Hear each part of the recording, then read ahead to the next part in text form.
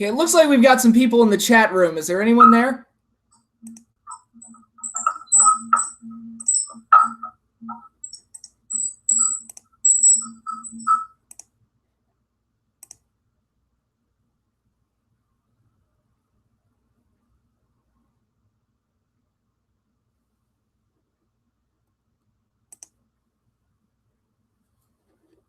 Okay, guys, I know that this was this is kind of a last-minute thing, but it's also something I've talked about previously in the past. So I know I didn't advertise this a lot, but it's just this is more of a testing stages again to see if me doing a live streaming thing is something worth pursuing. Because this is something I kind of wanted to turn into a weekly thing, but we'll see how today goes, and then we'll move forward from there. Okay. Sorry, I'm just checking the chat right now.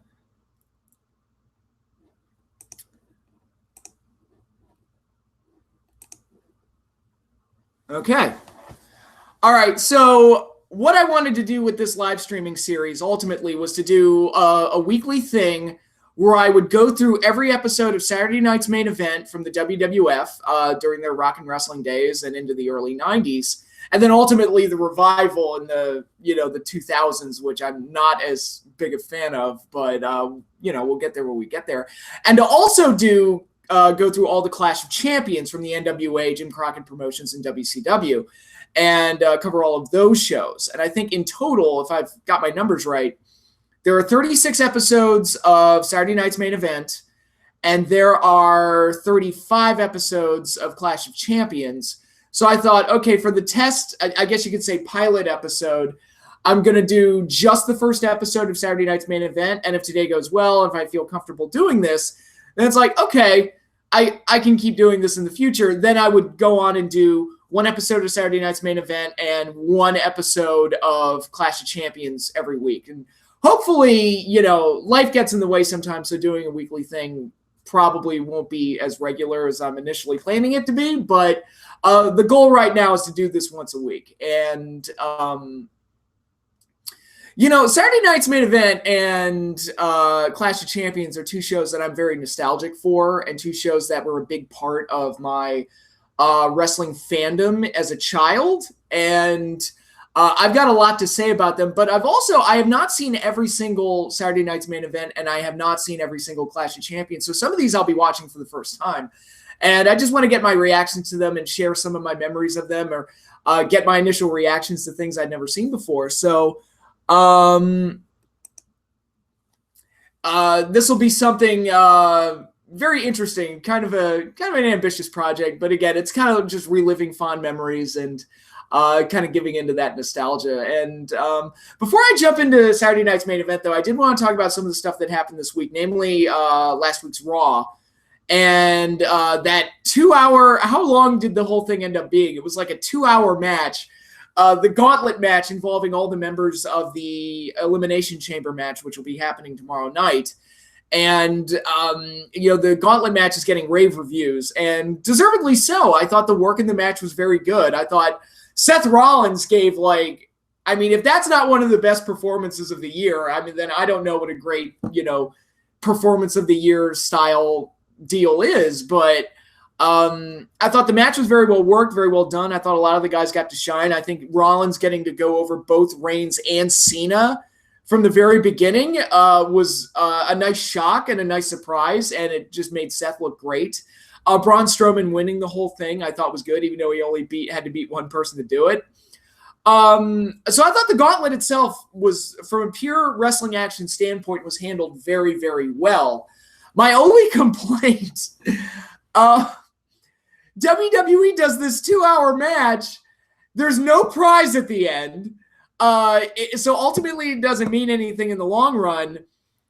There's no because they already did the thing with Braun Strowman winning the last spot in the Elimination Chamber. So that prize has already been determined. There's no good ranking system.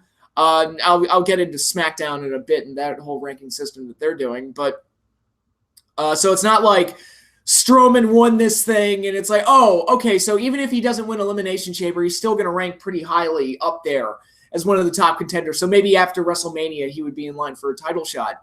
So nothing like that. There's no cash prize. There's no nothing. It was just like they just had a 2-hour match just for the hell of it. And I'm like, what the hell is the point of this?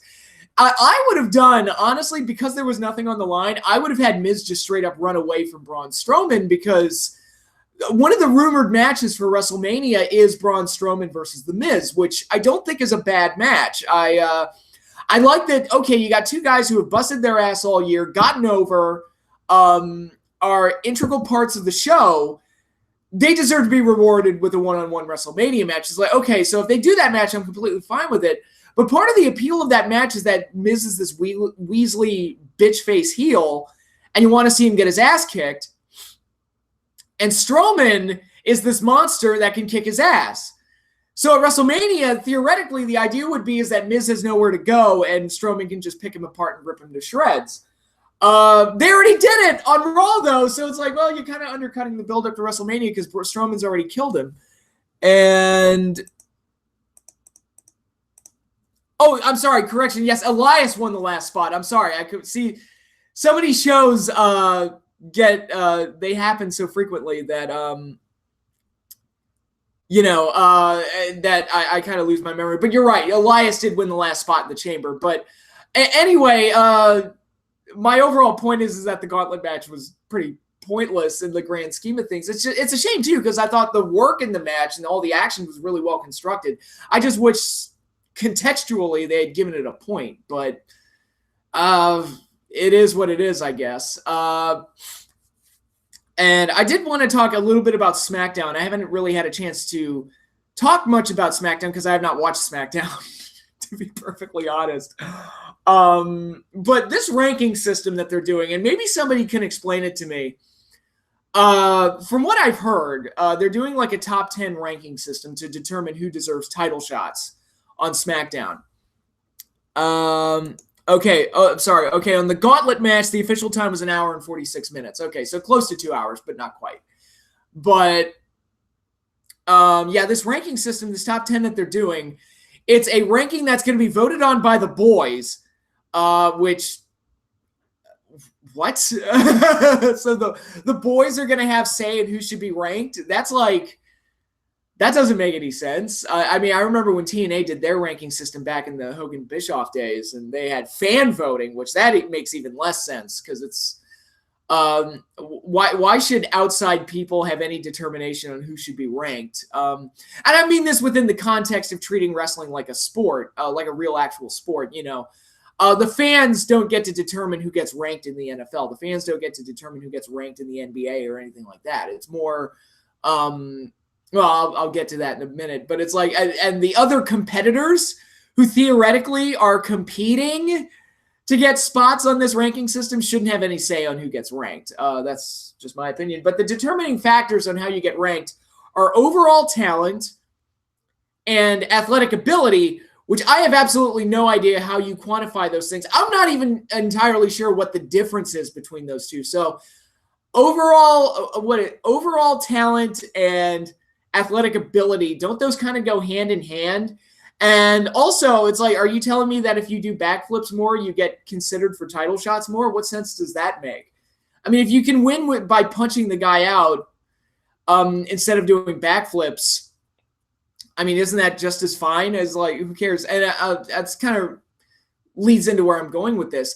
The other determining factor is locker room leadership, which I have absolutely no idea how the fuck you quantify that. So what, if you fulfill like 15 Make-A-Wishes in a month, that deserves you getting higher and higher on the ranking system? I don't understand it. Hello. Who is this? Elijah Lovell. Hello there. How are you doing? Sorry if there's a delay here. Again, this is more of a test thing. I'm not sure how well this is working, but in any case, yeah. So locker room leadership is a determining factor in this SmackDown ranking system, and to me, none of those things should go into actually determining who gets ranked and how someone fares in the rankings and determines that order. You can't quantify any of those things. You can't really use those as determining factors of success.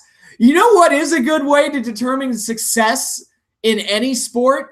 How about a fucking win-loss record? Why are wins and losses not like the main crux of this ranking system? That just blows my mind that wouldn't be the case. So you're telling me the way that the system was explained to me, if Baron Corbin goes out there and wins 10 matches in a row, shouldn't that matter more than anything? But if Kalisto does more backflips in his matches and is nicer to the fans, then he would get more consideration even if he won 4 out of his last 10 matches. That makes no sense to me. I'm sorry. It's just, it's silly. It's really, really silly. This, among many other things, is why Road Dogg shouldn't be head of writer on SmackDown. I don't know if I don't know if this ranking system was Road Dogg's idea. I don't like to blame people for things when I don't know if it's their doing, but if this is his idea, it's a really, really stupid idea. But yeah, so I just wanted to talk about those things, the Gauntlet match and the SmackDown ranking system, because I just had a lot to say about it. Elimination Chamber is happening tomorrow night. I don't really feel like doing a full preview of it because and that's the other problem with the Gauntlet. The Gauntlet match itself was so good. I don't feel like anything they do in the Elimination Chamber match could even come close to topping it. So like my excitement for it is diminished considerably, but I am going to watch it. And I'll probably give a reaction video right after it's done. But that's really all I wanted to talk about as far as what happened in wrestling this week. But I guess now it's time to start. Let's go ahead and turn this on. I've got my Roku ready and I've got WWE Network on. Let's watch the very first episode of Saturday Night's Main Event. Now, I've talked about this before with Saturday Night's Main Event. It was really big to me as a kid, and the reason why it was such a big deal to me, because I was used to growing up with shows that were mostly squash matches. I was used to growing up with shows that didn't have a lot of competitive matches, and Saturday Night's Main Event was a way to not only do big angles, but also give us competitive matches and matches involving big stars and big moments. And these were can't miss. Nowadays, like these Saturday Night's Main Events would be like booked the same way like a standard Raw is from the Attitude Era onwards. Plus, you know, now that we're living in the 3-hour Raw era, you know, the Saturday Night's Main Events of old offer less than what you get on TV. I mean, you wouldn't see a 2-hour match on Saturday Night's Main Event, but back in the days, this was like golden. This was can't miss TV if you were a wrestling fan, because you didn't get these type of matches on regular television shows like Superstars and Wrestling Challenge. And also, an interesting thing about Saturday Night's Main Event, these were broadcast on NBC, at least the earlier ones were, up until about 92, I believe. And then we had the revival in the 2000s. So really, I think all the episodes of Saturday Night's Main Event were broadcast on NBC, except for the 2 episodes that were in 1992. Those were broadcast on Fox. But interestingly, some of these cards are laid out very strangely, because what you would have is, and I've heard that the match order was determined based on potential for the largest audience. So they wanted to make sure it's like, okay, the potential audience is going to be at its largest at this point, and based on what else was on TV at the time and what else the competition was. So they would order the matches in a way where the big matches kind of came first. And like, so you would have Hulk Hogan in like the first or second match. And that was another appeal to Saturday Night's Main Event. And I think this added to Hogan's longevity. I hardly ever saw Hogan wrestle on Superstars or Wrestling Challenge, but goddamn, he was on most of these Saturday Night's Main Events. So it's like, okay, Hogan, if you wanted to see Hogan, it would be live events, Saturday Night's Main Event. Those were the ways to see Hogan. I think that made Hogan more of a special attraction. And what do we get? The Gauntlet match was Vince's idea. It's not a bad idea. I thought the Gauntlet match was really good. I just wish there was a point to it. I wish they had actually thought it through a little bit more. Okay, you have not seen a Saturday Night's Main Event. Well, they're all on the network. They put the entire series on, and I highly recommend checking them out because I think they're a lot of fun. But in any case, where was the point? Oh, the match order. Yeah, so the match order for a lot of these Saturday Night's Main Events are very strange, because you would have like the Hogan match and the big main event matches as like the first or second match. And then you'd have like this straight up jobber match as the quote unquote main event or the closing match of the show. Some of them feel like it's like if these were being booked today, like the match order would almost be reversed. But again, that was something that was done to catch the largest audience imaginable. And, by the end of the show, it was late Saturday night, the potential for a larger audience was gone. So they wanted to make sure that the larger potential audience got the bigger attraction matches that people wanted to see. So with that, I'm done babbling. Let's watch some Saturday night's main event. First episode. Okay, the description on the network. Hulk Hogan defends the WWE Championship against Bob Orton. What role will Mr. T and Roddy Piper play in this match? Iron Sheik and more. So this happened in May 1985. So this is not immediately after WrestleMania, but we're kind of close to like the fallout of WrestleMania and various other things. So let's just turn it on and see. Every WWE pay-per-view on demand, only on WWE Network. That was ominous. That was a strangely ominous commercial, but yes, I'm aware that you have all your Now listen, this is what you gotta do. You gotta make sure, Wendy, that Moolah does not grab your hair. Because you know she likes to do that. She always cheats. Block everything. That's right. Now I totally trust Cyndi Lauper as a trainer. Right now we've got Cyndi Lauper and Wendy Richter on the TV. And this time, we're gonna go in there, we're gonna win. We're gonna get that, you're use the bad principle. Beaten, annihilated, and destroyed. That's right. Cyndi Lauper, one of the best uses of a celebrity in wrestling. There's Hogan and T. My world championship title against Cowboy Bob Orton because my main man, Mr. T, brother, is gonna be in my corner. That's right, Hulk, baby. And if that fool, Roddy Piper, step his nose in the ring, he gonna answer to me. I'll pity that fool. Pay the fool. I'll pity that fool, too. So kick back. This is another great thing about Saturday night's main event. The pre-match, the pre-show promos were always a lot of fun. Oh, God, this is so 80s. So 80s. I love it. The 80s are great. I love the 80s. Oh, the coconut shot got worked into the intro. God, how old? They just showed Moolah in the intro. How old was Moolah at this point? Because she had such a long and illustrious career, but man, WrestleMania clips being used. Saturday night's main event. Hi, Vince.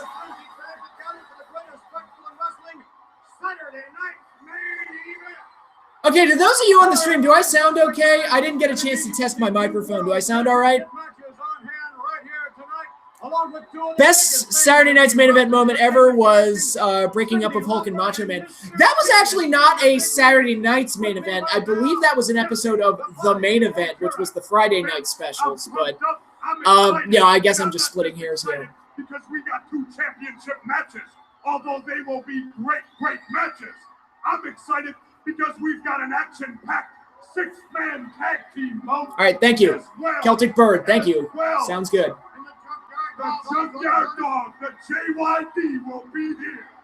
Not only that, Jessica, we're all invited to Cindy Lauper. Jesse Ventura's just totally talking over Vince. It's great. It seemed like in the 80s, guys like to fuck with Vince a lot more. Nowadays, like everybody's afraid of him, but back in the 80s, like Piper would fuck with him, Ventura would fuck with him. Now we got Iron Sheik. All right, the Iron Sheik, Nikolai Volkov, and Georgiano Steele being led to the ring by manager Freddie Blassie. Okay. That's an interesting trio of. I think Nikolai Volkov is the most sane person in that trio. So 6-man tag to open up. Oh, there's Ricky.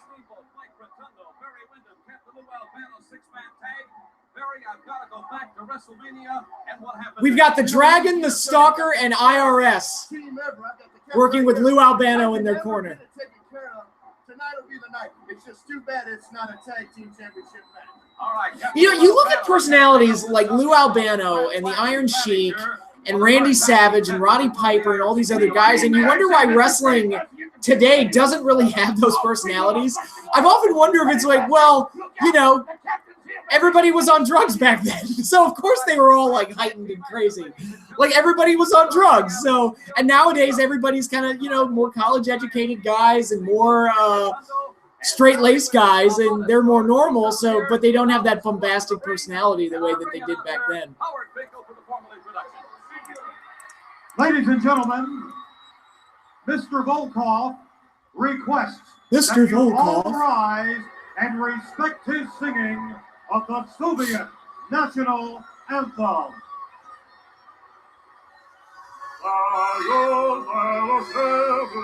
You know, they're booing the Russian national anthem or the Soviet national anthem. It sounds pretty. You know, the Cold War, it was a thing.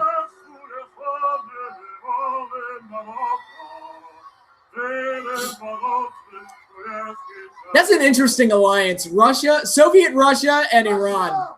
Iran, Iran, number one. USA, Pate.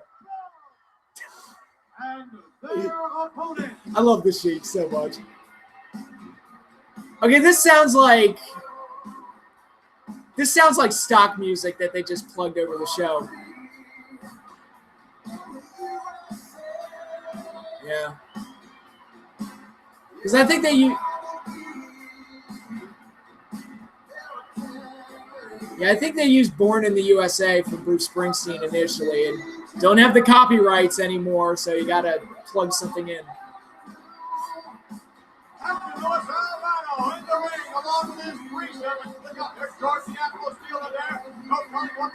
George the Animal Steel, another great example of like where are these personalities in wrestling? You can't make a guy like that up.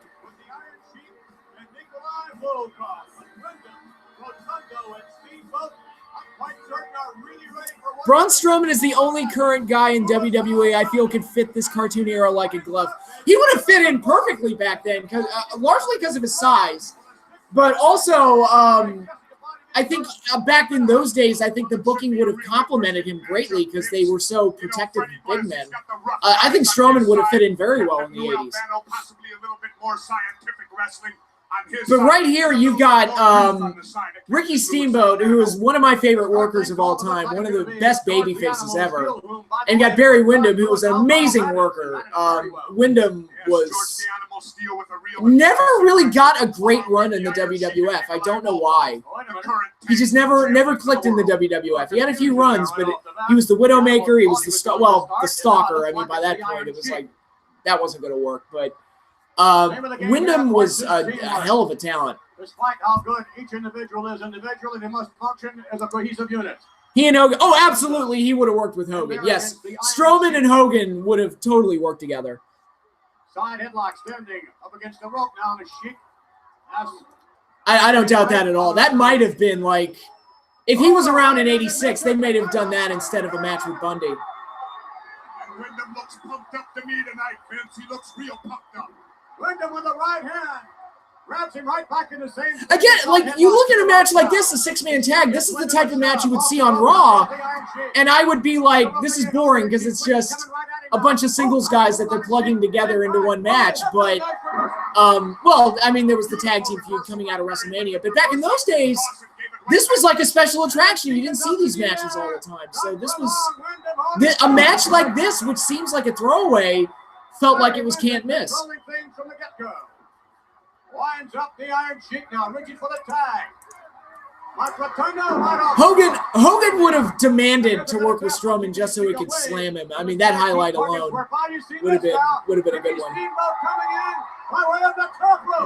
There's my man. There's Ricky. And that's the other thing. I talked about the other two. Mike Rotunda was a hell of a worker too, and he doesn't get the credit for it because he typically got saddled with like the IRS gimmick where he was designed to limit himself, but he was a great worker too. And keeping the Sheik in their corner, and that is the object of tag team wrestling. Keep your opponent in your corner. And they've done an excellent job of that thus far. Double team effort now. The Iron Sheik coming off. 2 elbows in the pectoral area. The Sheik in even more trouble now. Mike Rotundo has him up in the air. I'm sorry, the Iron Sheik is just hilarious. He looks like a caricature. Like it's like I can't believe a human being looks and dresses like that on purpose. he looks like, but you know, hey, if you're given a gimmick, man, just embrace it. You'll see him in individual efforts. This is the second time he's ever teamed up, to my knowledge, and moments ago wanted to interject himself into the match. I just don't know how the animal's going to do in tag competition. He has a rather strange personality. Well, the Sheik could use a little help right about now, that's for sure, as Ricky Steamboat goes to work. Steamer now, winding up the iron. Did Vince just call Ricky Steamboat Steamer? Don't do that, Vince. That's no. I mean, I know Vince likes his toilet humor, but abdominal stretch. I don't see that hold anymore. Like not a lot. That used to be a thing I would see every match. Those are some. Okay, Ricky just hit some very weak hip tosses on Steele and Volkov, but they're so much bigger than him. I'm not surprised. Lots of chaos on the All-American team in the ring. The All-American team running classy. George Steele's American, right? They're trying to. They're painting like George Steele's like this evil foreigner, and I'm like, what? He's American. An animal can be American. This is Sunday night's main event. I haven't seen that, the Iron Sheik non-WWE documentary. That would be a fascinating one to watch. Still maintains control over the Iron Sheik. Sheik has had great difficulty. Yeah, the atmosphere of the 80s was just, it was completely different. I think today's wrestlers are better athletes, obviously, more athletic.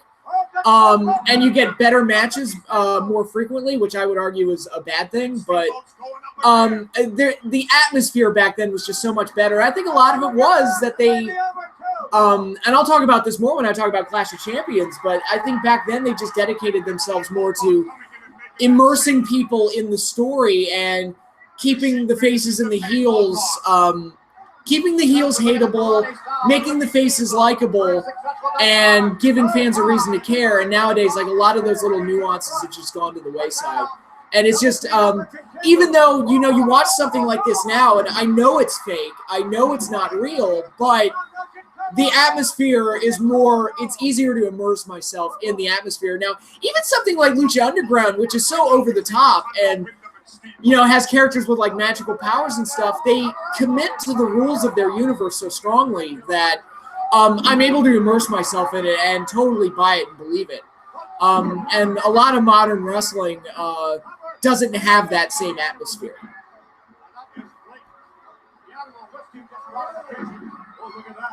yeah, the evil foreigner from Detroit, Michigan. Yeah.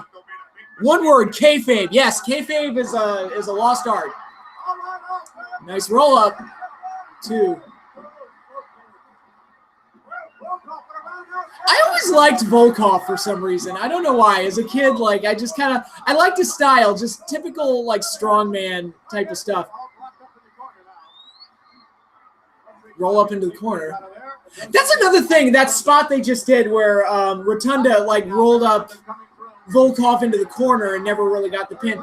A lot of the matches back in these days looked like a struggle. It didn't look as choreographed.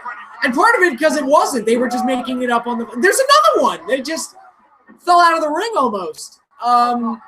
It looks like two guys jockeying for position and trying to actually get an advantage over each other. And it doesn't look as rehearsed, I guess is the word I'm looking for. They look like they're making it up on the fly because they were in a lot of cases.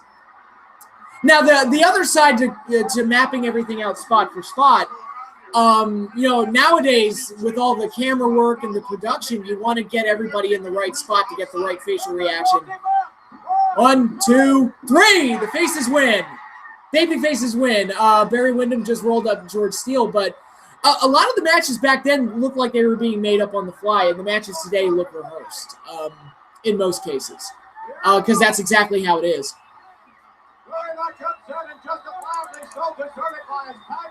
Up there's Steele. He ripped open the turnbuckle pad.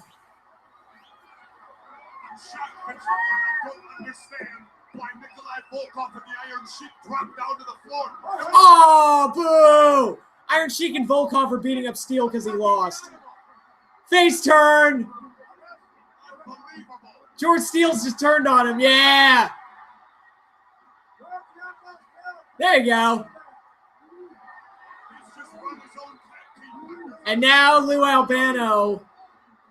Lou Albano's going to take George Steele under his wing.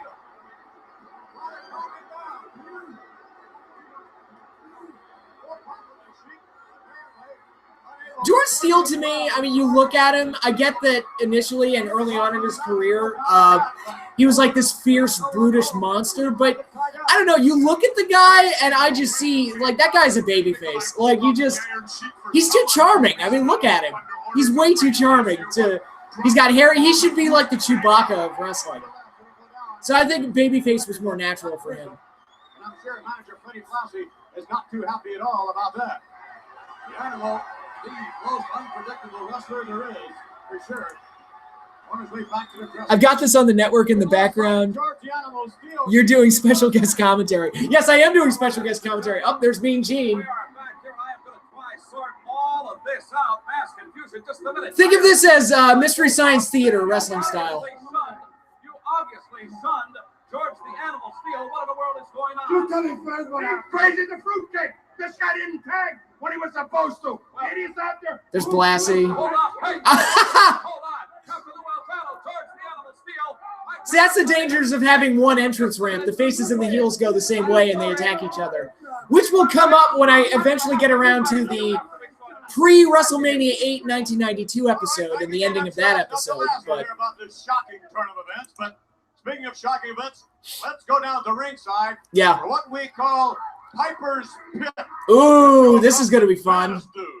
Roddy Piper and his bodyguard cowboy Ace Bob Orton are meeting with their former teammate and friend, Paul Mr. Wonderful Orndorff, for the first time since the much talked about WrestleMania event in New York's Madison It took them Square 2 months to Garden. get face-to-face. Again, that's the other spacing shit out.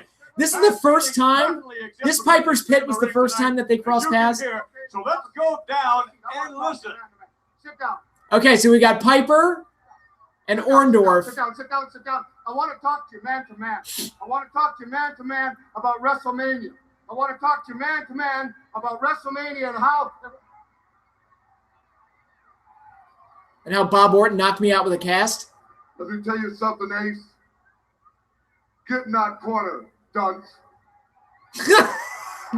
Get in that corner, dunce. Okay. Go ahead. Make my day.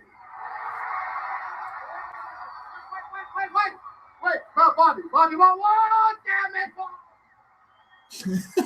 Piper. Bobby, so, would you mind going in the corner, Mr. Orton? Okay, he's a little afraid. Again, Piper, you can't make up a person like Are this. you a happy person now? Huh? Sit down. It's just, that's just him. That's just naturally him. No, it's true. No one was overexposed back then. And that's why Hogan's run lasted 10 years. I'm sitting. Cena's run, I mean, Cena was overexposed within his first year as champion. I was already sick of it. For you in a way, because after all, I don't know what it's like myself, but you are a loser.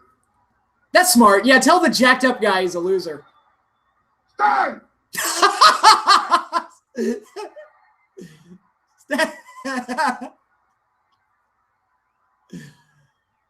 I'm a loser, huh?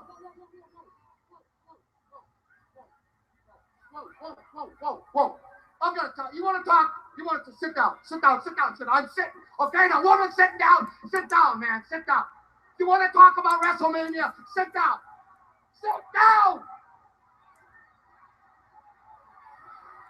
I always liked Paul Orndorff. When we eventually get into his feud with Hogan, that was some stuff I really enjoyed. It was a very successful feud. It's a shame they never really had anything for him after that. But great look, believable gimmick. Worked great as a heel. Worked fine as a face too. Where were you at when it was all over and done with, huh? Where were you at? I was doing my job. Oh yeah. You was doing your job. Hightailing it back to the dressing room, and you left me there flat. Baloney, no. I was fighting Steve. I was fighting Hogan. I was fighting everybody that wants to fight. You know what you was doing? You know what's happened to you, man? I'll tell you what happened to you. You lost your guts, man. That's what I think. Here, I picked you for a partner. I took you under my wing. You lost your guts, brother, and you tell me you didn't. Let me tell you something, Piper. He lost his guts while he was unconscious? You've been drinking too much of your own bathwater is what you've been doing. Drinking too much of your own bathwater? That's gross. Listen, Listen. You want to? Yes, Roddy Piper absolutely should have been world champion. There were two guys from the Rock and Wrestling era that I feel should have definitely been world champion. Roddy Piper and Ted DiBiase. Absolutely. They should have gotten a run. You're nothing but a piece of garbage. Not only did you embarrass me. Shame about the neck problems. Yeah, Paul Orndorff did have the neck problems. Your whole family. You keep my family out of it. You son of a. Whoa, watch language there, Piper. Mike, if that's the way you're going to be, brother, I'm going to take my ball and I'm leaving. To heck with you. Cheap shot. Hey, Bob Orton's got a title match later tonight, dude. That's weird. Like, the sidekick is getting a title shot. Oh, Bob Orton with the cast. Bob Orton, he's just waylaid. Paul Orton, he went on the other leg. There's Mr. T, sucker.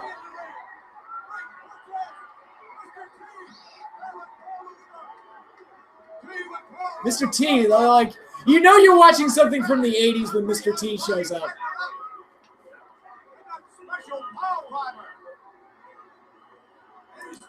Yes, like, in mid-80s Roddy Piper would be, like, if you put mid-80s Roddy Piper in today's product and allowed him to say whatever he wanted, he'd be the most over guy on the show. Because he was just that good.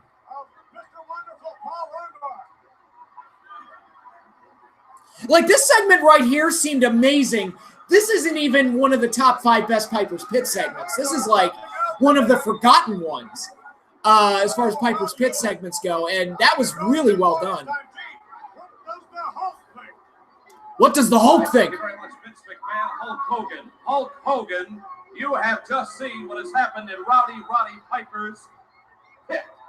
You know something, Gene? I saw what went down in Piper's Pit, brother. This is just typical of the kind of dudes we need to get out of the WWF, you know. Did he say dudes or douche? I'm fine either way. Because I got a special surprise. This is going to be a special match for my mother, brother, and I can't think of special match for his mother. I'd rather get in the ring. The Cowboy Bob Orton, the dude with a busted up arm. We're going to see how bad it is tonight, Gene. All right. You want to fight somebody that's injured? Paul Orndorff. I'm very curious to get your reaction to his big change of the past few weeks. Well, you know what's so funny, man? The dude was going around for so long busting people up, man. And all of a sudden, he felt what it was like inside to have some people behind him, man. All these Hulkamaniacs out here, brother, they got behind the dude. I see a total change of heart in the man. I wish him the best, and I just hope he keeps it up. Can you dig it? I can dig it. Honestly, I don't think Orndorff ever turned face. I think he just hated Piper. And we'll go more into detail when we get into the 86 episodes of Saturday Night's Main Event. But now let's go up to ringside. man, that was actually a fairly subdued Hogan promo. This contest is for the World Wrestling Federation Heavyweight Championship. See, second match, we're getting the WWF title match. Kansas City, East Cowboy Bob Orton. The father of Randy Orton got a title shot against Hulk Hogan on the first episode of Saturday Night's Main Event. Real American. Here we go. The funny thing about Real American, it's not a great song on its own. I would never listen to this in the radio, like, legitimately. But as a wrestling entrance theme, it's perfect. It's the weirdest dichotomy. Like, I would never listen to it on its own, but as a wrestling entrance theme, it's like the perfect entrance theme. And it's the perfect celebration theme, too, like as an exit for the post-match pose-down and all that stuff. Hogan makes his entrance to defend the World Wrestling Federation Championship. 300 Snoop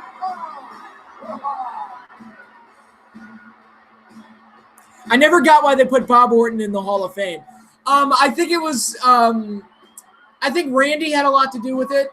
I think because he was Randy's dad, I think that kind of influenced them. It's, you know, kind of one generation, you know, honoring the one that came before and that type of stuff. I also think, you know, he was friends with Piper and various other things, so it was a case of knowing the right people. Now, I think Bob Orton was a really good worker. I think he was a hell of a worker. But he didn't have the personality or the like the charisma to carry him to like world title status. But I think he was a very solid hand. Oh, yeah. Okay, one thing I never understood about Hogan, like the slits in the back of the shirt, what's the point of that? Was that just an aesthetic thing? Hulk Hogan being checked over by the referee, Mr. T. At his side. Okay, so Hogan has Mr. T in his corner, and Bob Orton has Piper in his corner. Now, if I've got my dates right, this is before the Wrestling Classic, which was one of the first WWF pay-per-views. It might have even been the first like official pay-per-view. WrestleMania was mostly a closed circuit thing, but and on that show, Piper faced Hogan for the title. Oh, from behind, watch out! The heel tried to get a cheap shot. Hogan sets him up with a right hand. And that's the other thing with Orton. You look at him; he doesn't have a great look either. Like even like in an era where almost everybody had a great look, like Orton's got like a very bad look actually, but he's a very solid hand, I think. And the cast gimmick worked for him, so. Hogan with another tremendous slam. But you look at this match, it's like there's no way Orton is going to beat Hogan. There's just no fucking way. He's already like, yeah, Orton's already quit. Like, fuck this. That was an excellent, smart move on the part of Cowboy Bob Orton.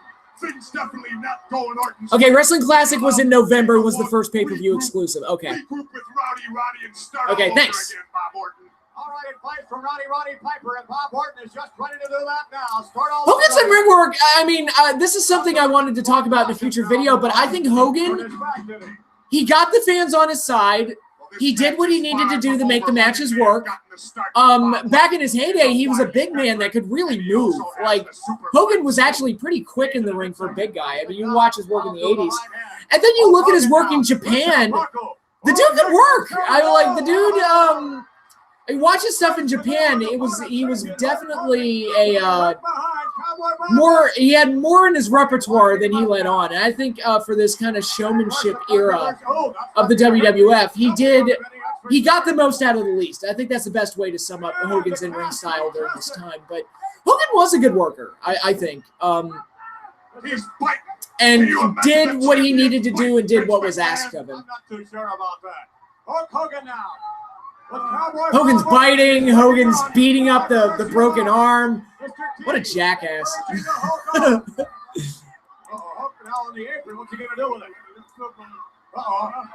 Hogan draped the broken arm over the top rope. It's like, now he's going to ram it into the ring post. That's nice.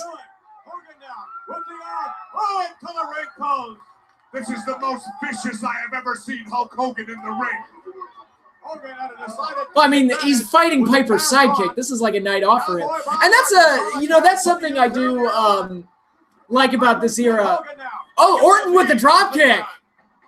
Hogan's down. But back in this era, there was kind of like this obvious, like, divide between the top-level guys and the mid-level guys. It's like, you look at this match, it's like, there's no way Orton's winning this. As opposed to today, where it's like, Jinder Mahal gets a title shot, and it's like, oh, this nobody is probably going to win the title, which he did. And it just seems ridiculous. Series of big right hands in there by Cowboy Bob Orton. The champions over the second strand of ropes. What is my pick for most underrated wrestler of the 1980s?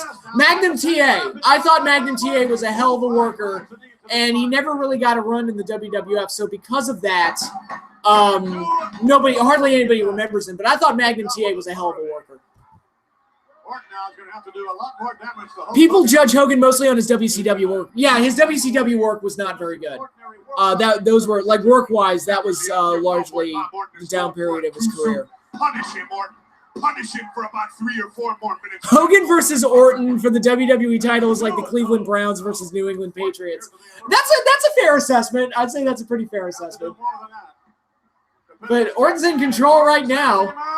Knee drop. Right into the face. That may do it. Yeah, yes, Vince. Yes, a knee drop. Yes, Hogan's going to job to a knee drop. Yes, Vince.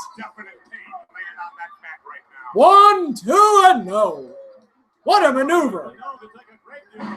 I'm making fun of Vince. I actually liked Vince at the booth. I thought he was a very good commentator, but he has those Vince-isms that are fun to poke fun at. But JR has that too, so it's fine. Referee trying to maintain control outside the ring as well as inside. God, I kind of like the low rent look of there's I don't know, there's a simpler charm to it than like what you see today with the Raw sets, which are so larger than life and glamorous. I kind of like this low rent look. It looks like a down and dirty wrestling show. Kind of has like an NWA feel to it, which WWF tried to definitely steer it away from anything anything NWA related, but I like the look. I think that's a mistake. It's definitely a mistake. Bob Orton's got the champion on the run. Stay on him, Cowboy Bob. You got to punish him. You got to hurt him. Oh, Hogan's hulking up. I don't think he has Hogan now. Hogan on his feet. Hogan getting himself out.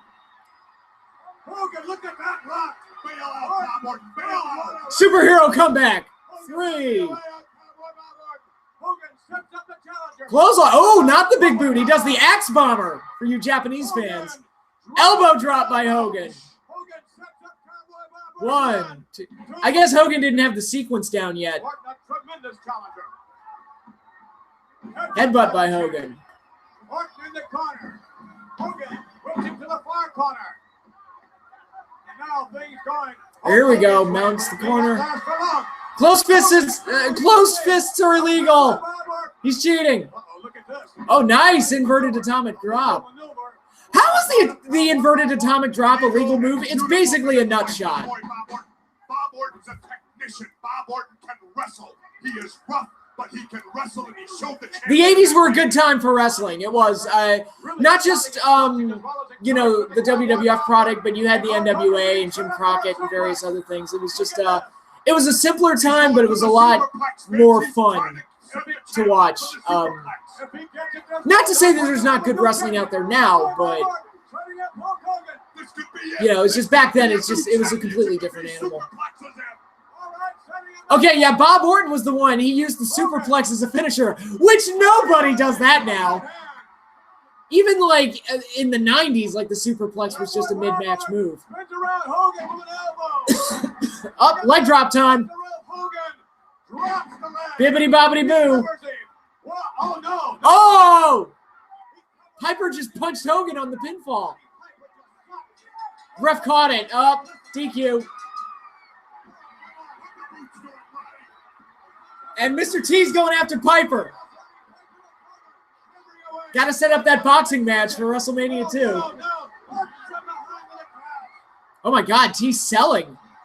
I'm surprised.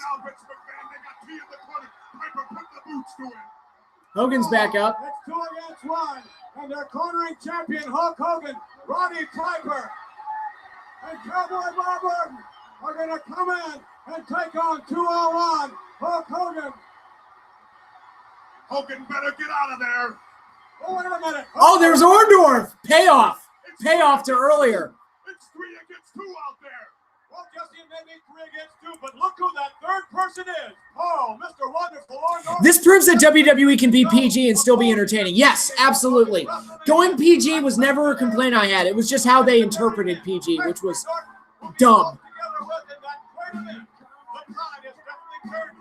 Are you going to watch Andre's documentary on HBO? Absolutely. I want to watch that thing. I'm very curious to see that thing. That was fun. I enjoyed that. That was fun.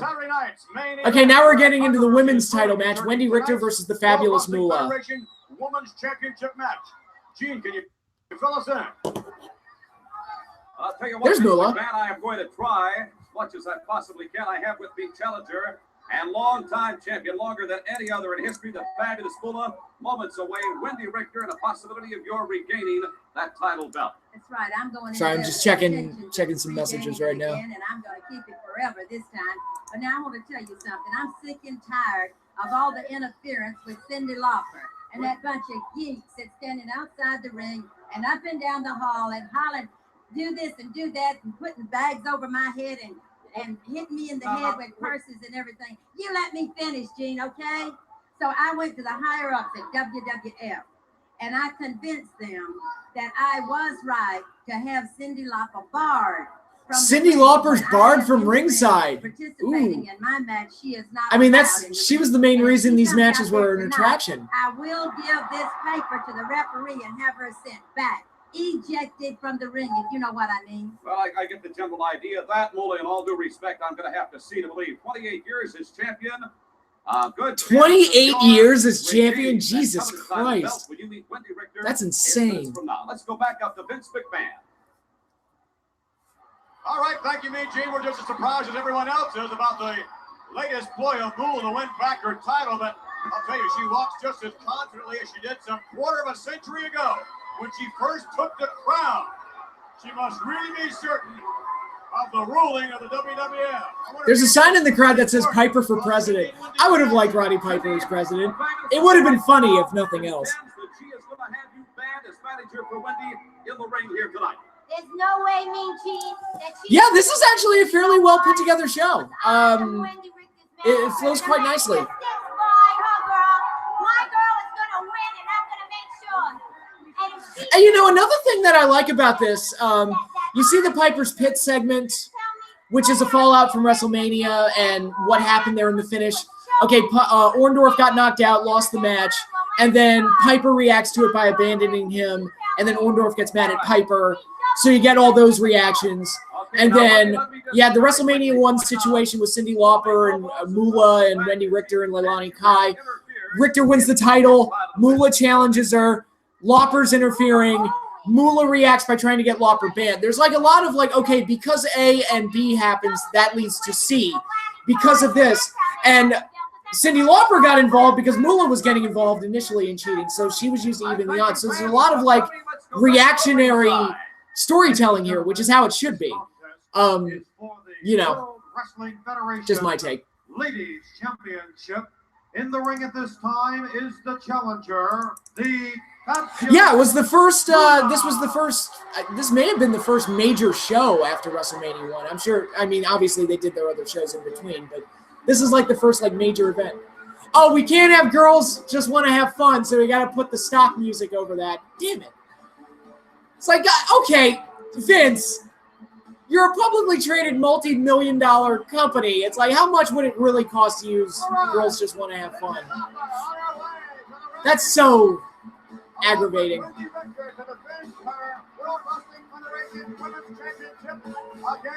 Oh, God, this sounds terrible, too.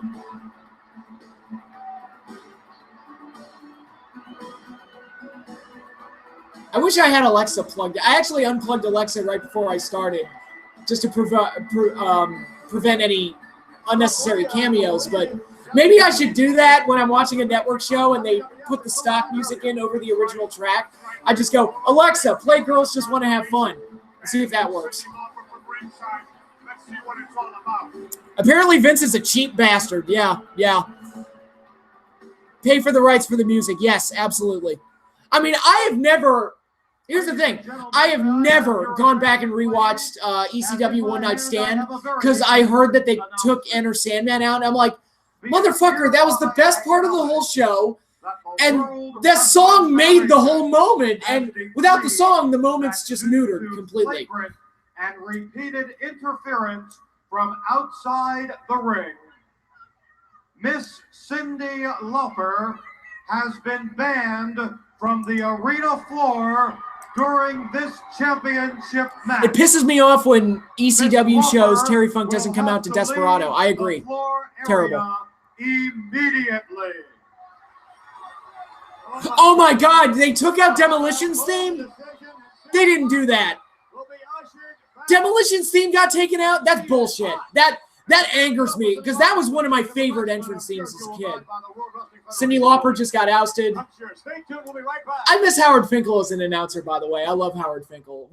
I would say the greatest ring announcer. Okay, they show Cyndi Lauper. She's watching the match on a monitor close to the backstage area. The match is underway.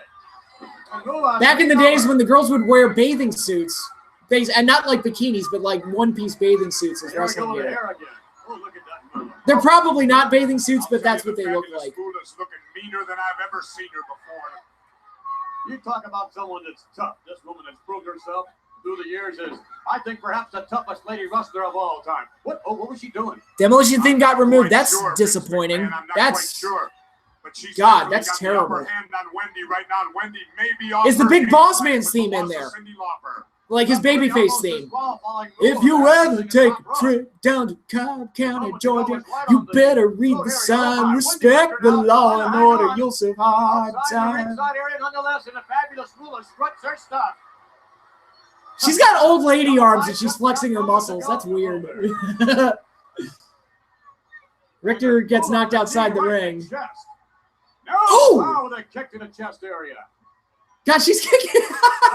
Doesn't care. Moolah's mean. She's taking control over, as long as she maintains her control.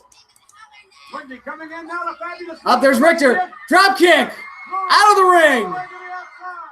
To the concrete floor. That couldn't have felt good. Fabulous Moolah right there, taking her eyes off Wendy Richter. Wendy Richter with a fabulous move to concrete floor with a chest. Wendy Richter should have been like the Hulk Hogan of women's wrestling in the 80s. Her run got cut short. The original Montreal Screwjob and various other things going on. But you look at her, she has intensity. She has a great look. She should have been like the top lady star. And I guess she was in 85, but she should have been like the beacon of women's wrestling in the 80s. And that just didn't really happen. She did get a spot on Hulk Hogan's animated show, Hulk Hogan's Rockin' Wrestling. What do we got here? Retaliation with an elbow. Wendy Richter with a kick to the chest. Moolah begging off a bit. Wendy Richter right on top of her. They put in Big Boss Man's Attitude Era theme. That is, wow, that is awful. Self High Five is off the network. Those fuckers. I already knew that actually because I watched the Savage DDP matches, but still, this. Yes, indeed, hanging on to the rope. Apparently, the Boss Man theme was removed. If that's any indication, but yeah, it sounds like a Nirvana song, but it's not a Nirvana song. So, God. I know they removed the NWO theme, which they did on some of the DVDs. I don't know if it stayed that way. They also removed, I was watching WrestleMania 19 a year ago, and when you get to the Hogan Vince McMahon match, instead of Voodoo Child, they have this horrible, like, stock guitar riff, and it sounds awful. Wendy Richter just won. Quick roll up out of a body slam. That was quick. But Wendy Richter wins. Cyndi Lauper sprinting down to the ring to celebrate. So see, Wendy Richter can win without Cyndi Lauper.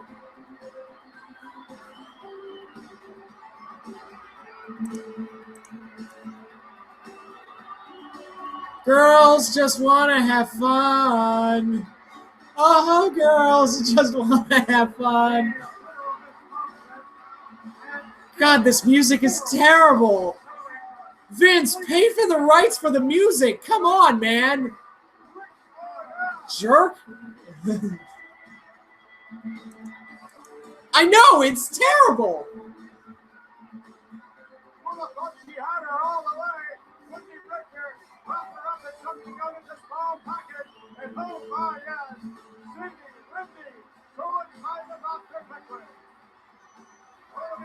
Jive Soul Bro isn't there either? Okay, first of all, Jive Soul Bro, one of the most hilarious theme songs of all time. And should be on any, I mean, my God. The Doctor of Style, Slick. Probably the most racist music video I've ever seen in my life. But... Oh, JYD, Junkyard Dog. This was on Mother's Day. Okay, that's why Hogan dedicated his match to his mother. My mother never been in New York before, and I thought this was a very special time to bring up for Mother's Day. Like with all the mothers out there, all the TV. Mama JYD. And also my mother. All right, Bertha, you've got to be proud of a son that is so generous and so giving. Real proud of him. I'm real proud. I hope he'll be able to come home pretty soon. All right, I thank you very much. Happy Mother's Day to you. Yeah, I like the roll-up finish, too. It's one that a lot of people complain about, saying, oh, that's a weak finish. The main event. I think this is the main event. In the ring at this time, from Dorchester, Massachusetts, weighing 245 pounds, the Duke of Dorchester, Pete Doherty. Doherty. Pete Doherty. Nothing screams main event like Pete Doherty, the Duke of Dorchester. I've never heard of Dorchester. And his opponent from Charlotte, North Okay, thank God. JYD got to keep his theme. Everybody's doing it. He may have been using, okay, they may have plugged in the standard JYD theme over Another One Bites the Dust, but I'll take it.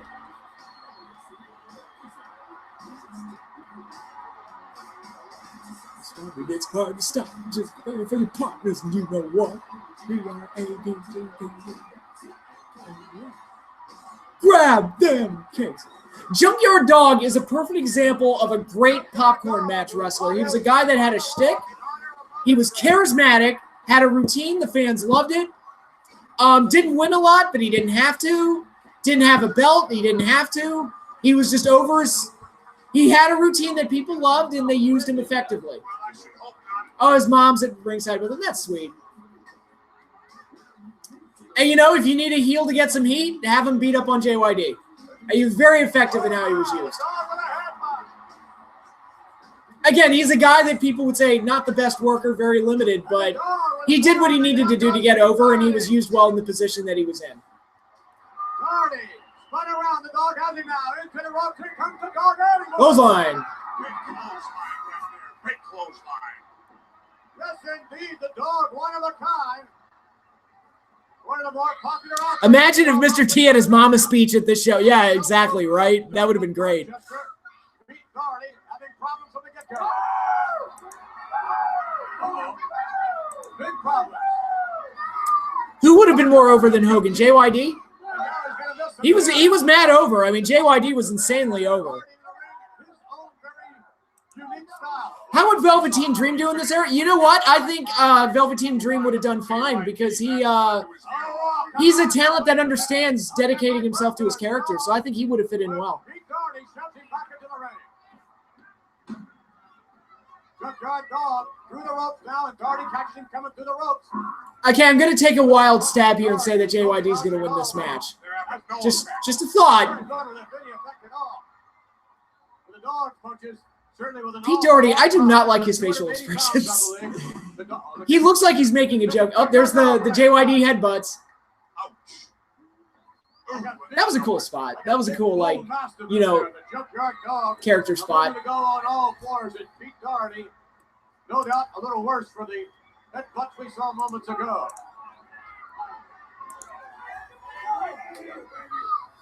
Yeah, but guys like JYD, Hacksaw Jim Duggan, the guys that the internet says sucks, it's like, they're charismatic and there's something you can do with that. And I think JYD and Hacksaw were used effectively. Body slam off the top. Doherty's going for a ride. Bye. That one came from about 10 feet up. God, why is like Doherty annoying me so much? He's just so doughy and stupid looking. He's... God, this match has already gone on too long for him. I mean, I don't think he's gotten any offense.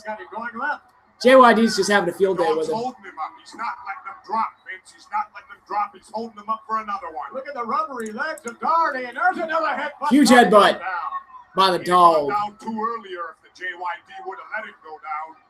Dog having a lot of fun in there, and of course, in honor of Mother's Day, he would not want to lose this match with his mom so close to ringside. That would be quite an embarrassment, wouldn't it? Dog with a knee to this lower spine area. If some of the guys from the 80s were around, people would hate them. Well, yeah, I mean, you know, you look at guys like JYD and Hacksaw Jim Duggan, they would get labeled as shitty workers, and they would get shit on the internet all the time because, you know, but it's like, you need your popcorn match, guys. I'm sorry. I like having these guys. And JYD wins. An easy win for JYD. But I remember Colt Cabana did an interview once, and I gained a lot of respect for Colt when I heard this. He said, my goal is to be the white JYD. And I'm like, Colt's awesome. That is an awesome thing to aspire to be. It's like, look, if I'm just a mid-card match guy that the fans love and I can be charismatic and do my routine, that'll work for me. And I think there's a place for guys like that.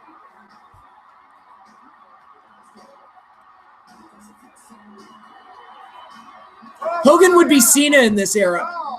Oh, yeah, absolutely. Like, Hogan today would have been overexposed after a year. Like, it would have been ridiculous. The fans would have turned on him a lot sooner. Oh, he's dancing with his mom. Isn't that cute? God, see, look at the fans are going nuts. This is where someone like a JYD is effective. It's like, granted, I know I talked about the match ordering on Saturday night's main events. Like, this wouldn't be the main event of a pay-per-view, but it's there's an effective way to use a guy like this. You just had a hot Randy Savage match or a big tag title match or something like this. Send JYD out there. Cyndi Lauper's Mother's Day surprise. What is this? The biggest night of professional wrestling and a party of the year. The Mother's Day party being thrown by Cyndi Lauper. Junkyard Dog, you've got to be excited just coming off the victory. I'm a happy man. I'm wishing all the mother happy. Yeah, a lot of internet fans, they love the. Is that JYD's daughter? You've got to be proud of this young man. Junkyard Dog, person. Real proud, real proud. Is that? These gentlemen don't look all that happy. There's a little girl there. I think that's JYD's daughter, and she was there. She was the one that accepted the Hall of Fame for him.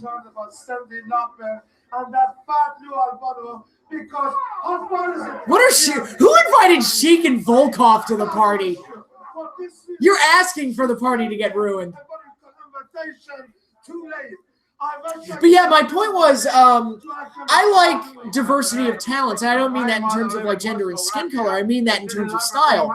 It's like, look, I like having a roster. I need my JYDs. I need my Dean Malenkos. I need my, my Kofi Kingstons, my High Flyers. I need my Hulk Hogans, my main event talents, my Randy Savages. I need my Bret Harts. I like a diversity of talent and style. And you're something special, can't you see? Because without your mothers, we couldn't be. Oh, may the good Lord Jesus bless you all, and you, Katrina, most of all. Wow. I want to have Lou Albano read that speech to my mother. I think she'd love it. Is that Hogan's mom? Very much. You've got to be proud of your mom on this eve of Mother's Day. Well, you know, Mean Gene, this is a very special day with a special lady and a special video. Not everybody can be world champion. Yes, absolutely. I agree with that statement. Not everybody should be world champion. Thank you very much. Oh, come on with us if you will. Oh, please. Cyndi Lauper, Wendy Richter, and Mother Capri. You've got what a party, by the way, Cyndi. Thank you very much. I hope everybody's having a good time. Are you having a good time, Mom? Oh, yes, I'm having a wonderful time, and I'm so pleased about this special occasion because now mothers all over the world will be so recognized for the jobs they've done with their children. Yeah, just the way it is. That's just the prevailing mindset of the IWC. Mom, happy Mother's Day. I'll tell you what, But to me, it's like I like to have variety. There's Moolah. What is going on here, Mia? Okay, who's gonna fall into that cake? What am I doing? Like, who's gonna go into that cake? Like, they have this giant cake there. Somebody's getting hit with that cake. It's a rule of comedy. If you set up a cake, somebody's got to fall into it. It's like anybody who's ever seen The Great Race with Jack Lemmon. One of my favorite comedies of all time, by the way. The Great Race, I think, is a masterpiece. It is the Ben-Hur of comedy. It is the biblical epic of comedies. I love The Great Race. That and It's a Mad, Mad, Mad, Mad World. They are the Ben-Hur and the Ten Commandments of cinematic comedy. You don't even know what that is. They scoop you up and take you away with the other scarecrows or whatever you are. Oh, look at you. Look at this. Is that what you call it? It's what you call fashion. And you. How do you Moolah, you're going to parade around in an outfit like that and you're going to rag on Cyndi Lauper's get up? That was mean. Yeah, Moolah's going in the cake. Yeah, Mean Gene goes in the cake. Yeah, that cake bump wasn't done real well.